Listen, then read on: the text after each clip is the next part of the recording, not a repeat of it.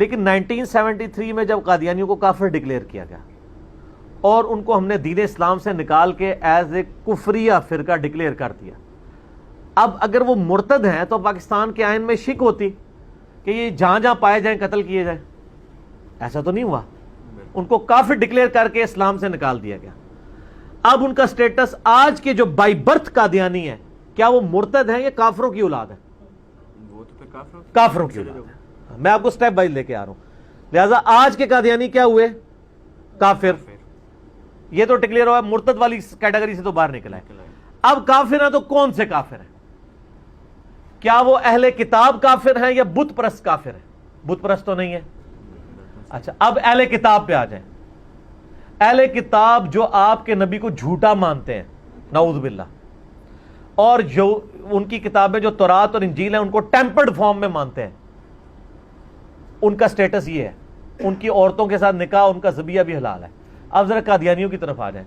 قادیانی آپ کے نبی کو جھوٹا نہیں مانتے، وہ ان کو نبی مانتے ہیں. اس کے بعد انہوں نے ایک ڈھکوسلے پہ مبنی جھوٹی نبوت کلیم کر لی ہے. یہ ایک چیز ان کو یہود و نصارہ سے بہتر کر دیتی ہے. قادیانی قرآن کو مانتے ہیں. اب رہا عمل کرنے کی بات تو وہ بریلوی دیوبندی اہل حدیث شیعہ ماشاءاللہ جس طرح کا عمل اس کے اوپر کر رہے ہیں وہ بھی آپ کو پتا ہے. نٹی گریٹیز میں جائیں تو ان میں بھی کہیں کہیں خرابی موجود ہے. جبکہ یہود و نصارہ قرآن کو سرے سے اللہ کی کتاب ہی نہیں مانتے.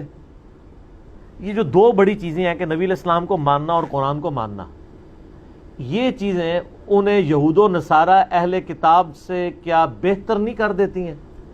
بالکل کریں گے.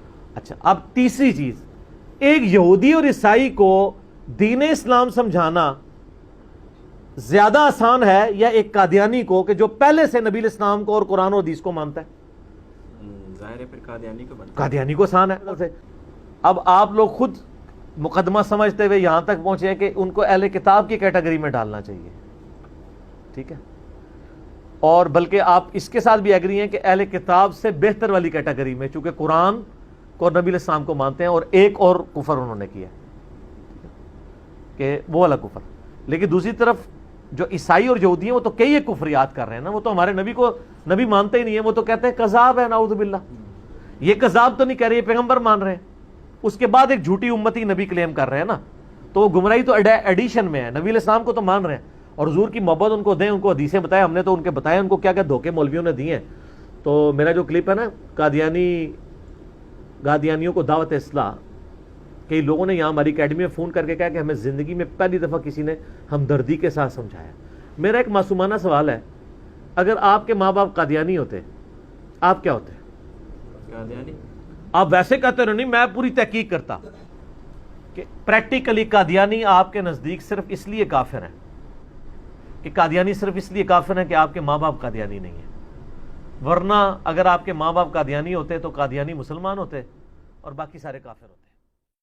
اعوذ باللہ من الشیطان الرجیم، بسم اللہ الرحمن الرحیم. مرزا صاحب، آپ اور آپ کی جو ٹیم ہے جو اپنے آپ کو علمی کتابی کہتے ہیں، وہ یہ کہہ رہے ہیں، بالخصوص مرزا جیلمی یہ کہہ رہا ہے کہ یہ قادیانی جو ہیں یہ اہل کتاب سے یعنی یہودیوں سے اور عیسائیوں سے اچھے ہیں، بہتر ہیں. وہ تو نبی علیہ السلام کو نہیں مانتے، یہ نبی علیہ السلام کو مانتے تو ہیں، قرآن کو مانتے تو ہیں. لعنت اللہ علی الکاذبین.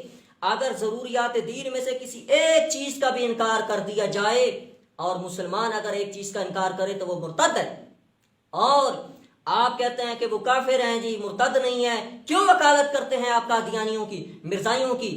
آج بھی آپ نے ایک کلپ جو ہے وہ اپنے پیج سے جو ہے چڑھایا ہے اور لوگوں کو یہ تاثر دینے کی کوشش کی ہے. اس وقت موجودہ وقت میں ملک پاکستان کے جو حالات ہیں یہ تاثر دینے کی کوشش کی ہے کہ یہ مرتد نہیں ہے. اس لیے کبھی آپ کہتے ہیں مرتد کی سزا نہیں ہے، گستاخ کی سزا نہیں ہے، اور گستاخ کی توبہ قبول ہے، اس لیے کہ آپ گستاخیاں بھی کر رہے ہیں اور آپ کا لگتا ہے مرتد ہونے کا پروگرام ہے. اس لیے آپ کہتے ہیں کبھی مرتد ہونے کی سزا نہیں ہے، کبھی گستاخ کی توبہ قبول ہو جاتی ہے، اور قادیانیوں کی پشت پناہی کرتے ہیں آپ. اس لیے آپ کہتے ہیں کہ یہ قادیانی جو ہیں یہ یہودیوں اور عیسائیوں سے بہتر ہیں. کیسے بہتر ہیں؟ جب نبی رحمت صلی اللہ علیہ وآلہ وسلم کی ختم نبوت کا انہوں نے انکار کر دیا ہے تو وہ مرتد ہیں اور وہ کافروں سے بدتر ہیں اور یہودیوں اور عیسائیوں سے بدتر ہیں، اس لیے کہ پیارے نبی صلی اللہ علیہ وآلہ وسلم کی ختم نبوت پر انہوں نے ڈاکہ ڈالا ہے، اور آپ لوگوں کو اس معاملے میں گمراہ کرتے ہیں، اور قادیانیوں کی مرزا جو آپ کے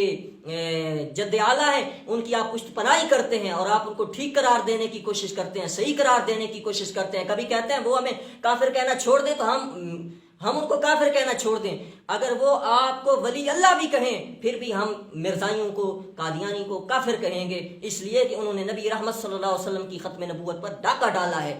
آپ ختم نبوت کا دفاع نہیں کر رہے بلکہ آپ مرزائیوں کے ساتھ ملے ہوئے ہیں اور لوگوں کو یہ تاثر دیتے ہیں کہ ہم نے کام کیا ہے ختم نبوت پر، آپ نے خاک کام کیا، آپ نے تو پشت پناہی کی ہے۔